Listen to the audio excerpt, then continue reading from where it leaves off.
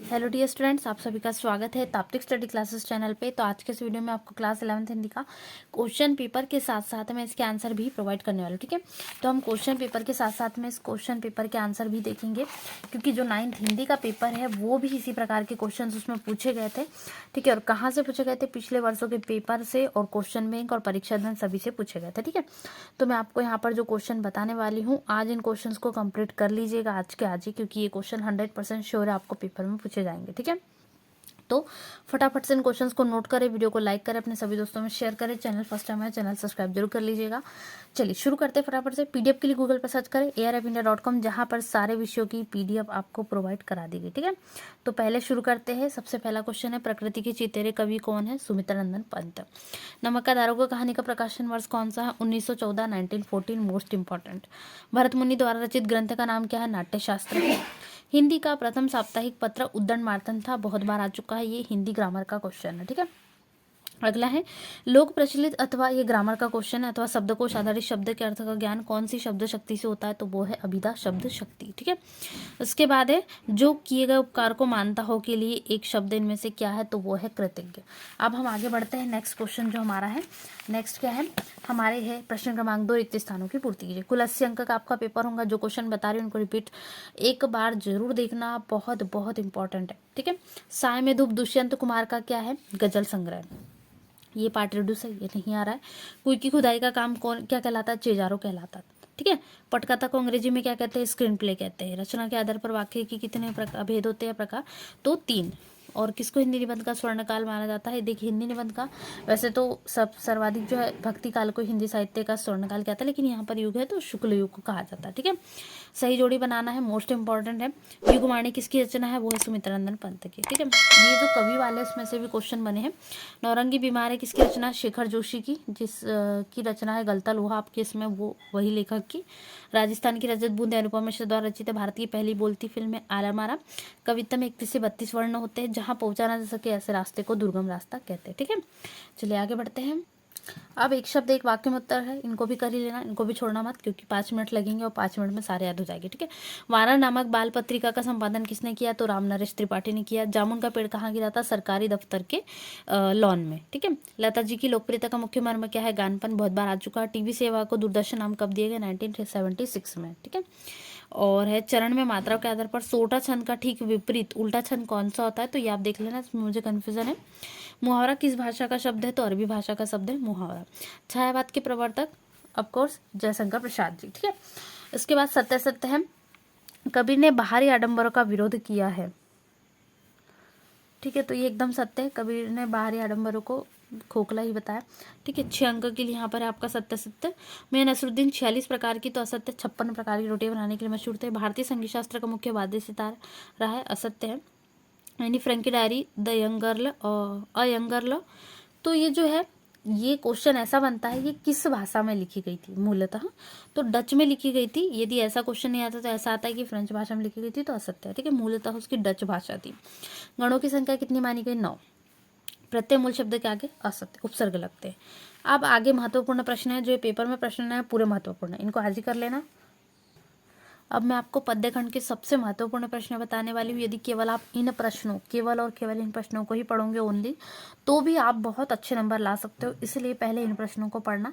जितने मैं बता रही हूँ 2 अंक के पूरे प्रश्न इंपॉर्टेंट है, 100% श्योर है, आपको 3 तारीख के पेपर में देखने को मिलेंगे, यानी कल के पेपर में, ठीक है। कबीर की दृष्टि विश्व भर एक है, इसके समर्थन में उन्होंने क्या तर्क दिए हैं, ठीक है। ये प्रश्न तो करना है। कबीर ने अपने आप को दीवाना क्यों कहा? ये भी महत्वपूर्ण है। इसके बाद है, मायके आई बहन के लिए कवि ने घर को परिताप का घर क्यों कहा? 100% इंपॉर्टेंट है, ठीक है। पिता के व्यक्तित्व की किन विशेषताओं को अकीरा गया है? तो ये है। और सबसे महत्वपूर्ण में से भी इधर आपको जितने क्वेश्चन है, वैसे तो इसमें सारे सिलेक्टेड है। चंपा को किस बात पर अचरज होता है और क्यों? ठीक है। उम्र भर के लिए पलायन क्यों करना चाहता है कवि? ठीक है, महत्वपूर्ण है, वेरी इंपॉर्टेंट है। अपना घर से क्या तात्पर्य है? ये तो हमेशा आता है, क्वेश्चन आ भी चुका है, ठीक है। और है, कवि ने की साजिश से मेहनत की लूट, पुलिस की मार, गद्दारी लोग को सबसे खतरनाक नहीं माना है। मैं आपको आंसर इसमें रिपीट नहीं करवा रही हूँ, लेकिन क्वेश्चन कर रही तो आप आंसर खुद ही फटाफट से नोट करते हुए चलिएगा, ठीक है। मोस्ट इंपॉर्टेंट है, बस्तियों को शहर की आबो हवा से बचाने की आवश्यकता है, ठीक है। तो यहाँ पर जो है इसका पूरा अर्थ बताना है। भाषा में झारखंडीपन, तो ये तो बहुत ही महत्वपूर्ण है। भक्ति काल को हिंदी साहित्य का स्वर्ण युग क्यों कहा गया है? ये क्वेश्चन तो बहुत रिपीटेड है। ठीक है, नेक्स्ट में आगे बढ़ते हैं हम। जो क्वेश्चन इंपॉर्टेंट है मैं वही आपको बता रही हूँ, इनको कर लीजिएगा। अब यहाँ पर जो क्वेश्चन है ना, ये पूरे पद्यखंड से तो हम कंप्लीट कर ही लेंगे। आपको कवि परिचय में क्या करना है ये भी मैं नेक्स्ट वीडियो में आपको बताने वाली हूँ। ठीक है, निर्गुण भक्ति धारा और सगुण भक्ति धारा दोनों में से एक करना, दोनों मत करना, हमेशा एक दूसरे के अथवा में आता है।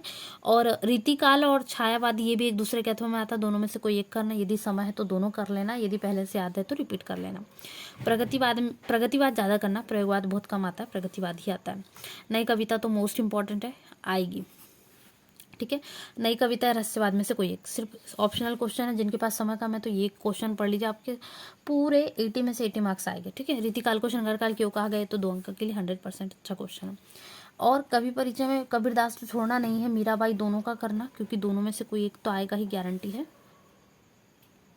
कबीर और मीराबाई का तो करूँगी, लेकिन इस बार आपको चांसेस थोड़े यूनिक जो है नाम के भी, वो है भवानी प्रसाद मिश्र।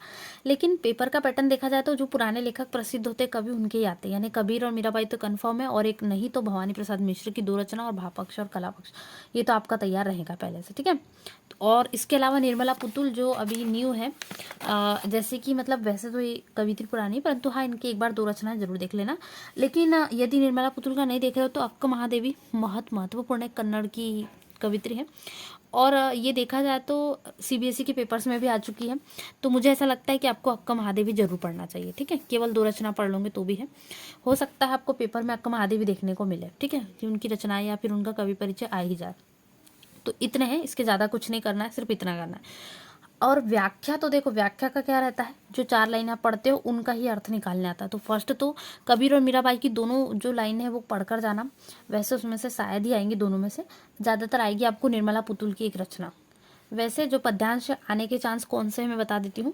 ज़्यादातर आपको है अक्का महादेवी की जो है भूख मत मचल वाला है, ये वाला जो पैसेज दिख रहा है ना, ये वाला बिल्कुल ये आ सकता है। या फिर मीराबाई की तो आपने कर ली होगी वैसे, यदि कबीरदास और मीराबाई की कर ली है तो ठीक है, और नहीं करी है तो फिर आज उनके स्वर्ण बेटे, ठीक है, ये भवानी प्रसाद मिश्र द्वारा रचित जो घर की याद कविता उसमें से ली गई है, इसको भी एक बार जरूर से देख लेना, यदि आपके पास समय है तो बहुत अच्छी बात है। ठीक है, तो जो निर्मला पुतुल की रचना है ना, उनकी व्याख्या हो जाएगी। ठीक है, हे भूख मत मचल वाले पार्ट से यहाँ पर आपको लिखना है।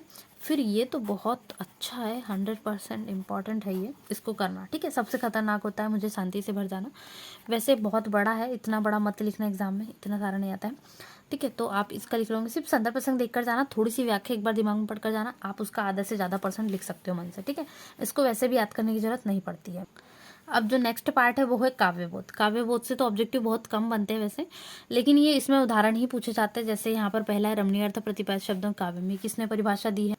ठीक है, तो आचार्य विश्वनाथ की परिभाषा है। महाकाव्य में सर्गों की संख्या कितनी होती है? 4 से अधिक। तो ये छोटे छोटे ऑब्जेक्टिव पढ़ लेना।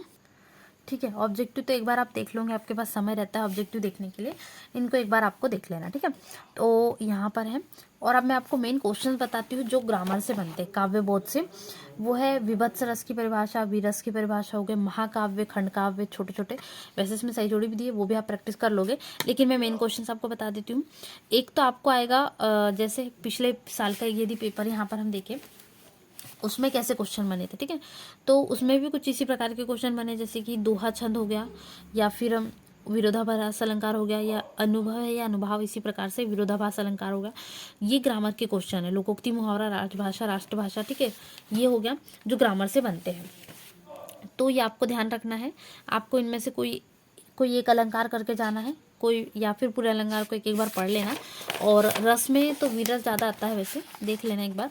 ठीक है, और छंद तो पढ़ के ही जाना है, छंद गारंटी आएगा, इसमें कोई भी छंद आ सकता है। ठीक है, फिर भी छंद की परिभाषा आपको बन जाएगी। महाकाव्य खंडकाव्य में तो अंतर आपको याद ही होंगे, छोटे छोटे के जीवन का समग्र चित्रण होता है इसमें, एक खंड का होता है।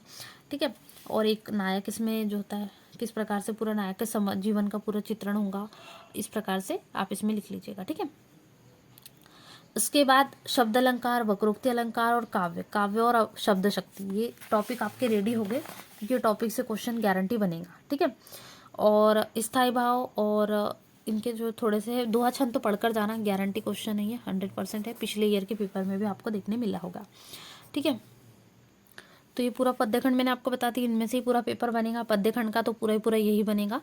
अब मैं आपको नेक्स्ट वीडियो में गद्यखंड की बताऊंगी। गद्यखंड के ऑब्जेक्टिव ऑलरेडी अपलोडेड है।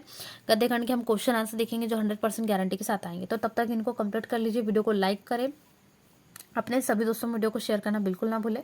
साथ ही साथ में क्लास 11th हिंदी का गारंटेड क्वेश्चन है, आपको पेपर में कल के देखने को मिलेंगे। जब आप पेपर देखे होंगे तब देखोगे पूरे यही क्वेश्चन बनेंगे, ठीक है। पद्यखंड से केवल इतने क्वेश्चन पढ़ना है। गद्यखंड हम बहुत जल्दी देखेंगे। तब तक आप वीडियो को लाइक करो, शेयर करो। PDF के लिए गूगल पर सर्च करें arfindia.com। मिलते हैं नए वीडियो में। Thanks for watching.